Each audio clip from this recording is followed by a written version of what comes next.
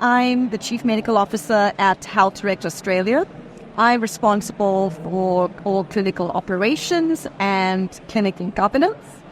I also have experience as a general practitioner across 3 countries internationally, also medical retrieval and emergency work. And my digital health journey started in Singapore, working for a UK startup who were pioneering artificial intelligence in a symptom checker that I led the localization of across 11 Southeast Asian countries. And I'm so fortunate to have been able to apply such knowledge to Healthdirect, who recently rolled out an AI-powered clinical decision support system for our nurses to use on the Healthdirect helpline, as well as for consumers to use as a symptom checker on our website and app.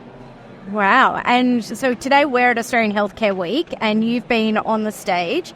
Can you tell me a little bit about what you spoke about today? I spoke about the challenges we faced in implementing the clinical decision support system. And this started right from the beginning of the journey in firstly identifying that we needed an AI clinical decision support system because we needed something to actually looked like it was a real consultation. So I needed to take into consideration multiple symptoms, ask about chronic disease, also to consider individual risk factors like travel history, for instance, as well. It also needed to provide a more dynamic interview in that it adjusted questions according to the answers. So the first challenge was deciding we needed an AI system. And secondly, was actually finding one that would met our needs.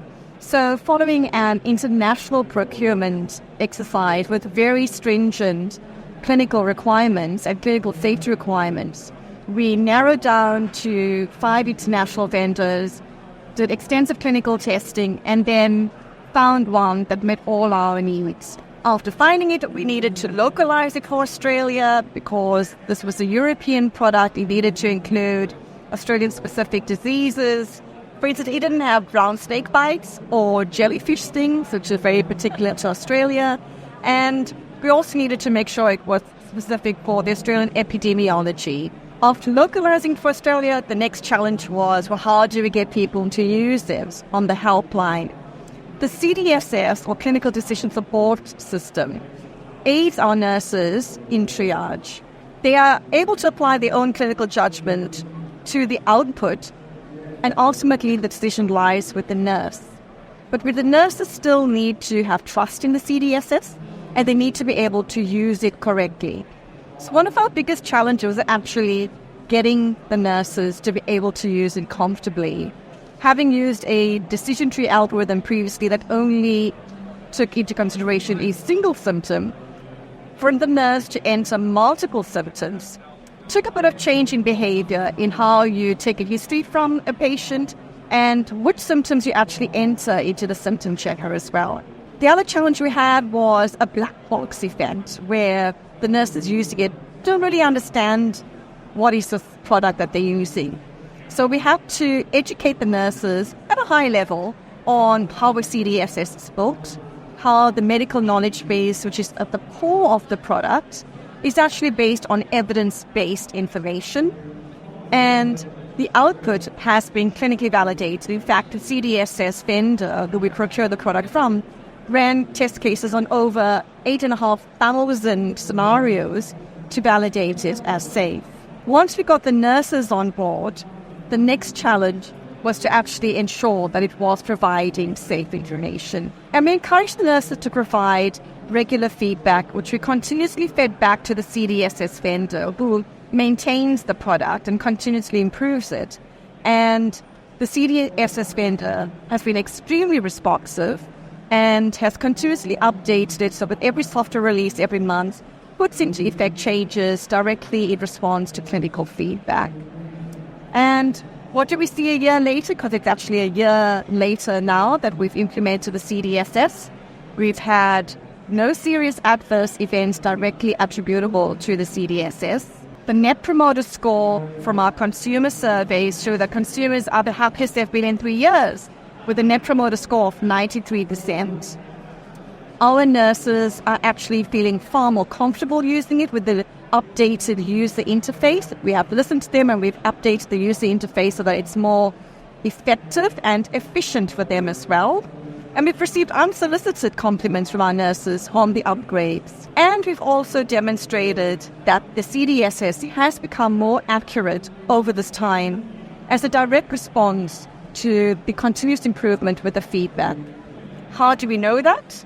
Because we repeated all of the testing in December last year on our symptom checker, which has the same model or same engine as our tool that the nurses use on our Healthline. Our symptom checker is, of course, consumer-facing in that it's on our website, it's on our app, and with no nurse interface in between needed to ensure that it was providing safe and accurate advice to our consumers using it. And when we launched in December, we performed safety testing, and it showed that the accuracy had actually improved since the launch of the nurse-led triage tool. And if anybody's curious about the tool that I've just described, it's actually something you can use for yourself on our website and our app. You can run a few symptoms through. Of course, when you do need to run symptoms through, please go ahead and use it and see for yourself the power of AI.